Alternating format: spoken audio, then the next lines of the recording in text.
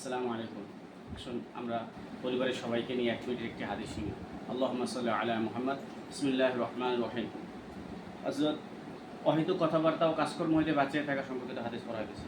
হযরত উকবা ইবনে আমির রাদিয়াল্লাহু তাআলা আনহু বর্ণনা করেন যে আমি আরজ করিলাম, ইয়া রাসূলুল্লাহ, মুক্তি পাওয়ার রাস্তা কি?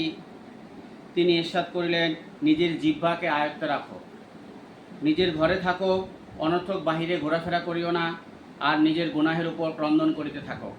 তিরমিজি শরীফের 2406 নম্বর হাদিস।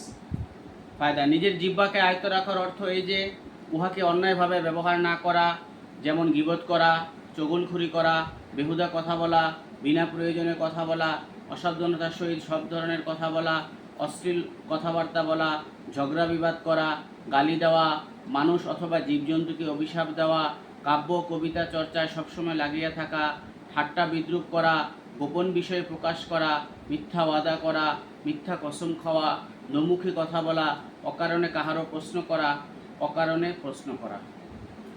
কাহারও প্রশংসা করা। আল্লাহ তাআলা আমাদেরকে হাদিসের উপর আমল করার তৌফিক দান করেন। আসুন আমরা প্রতিদিন একটি আয়াত হলো কালামুল্লাহ থেকে তেলাওয়াত করি। আসসালামু আলাইকুম।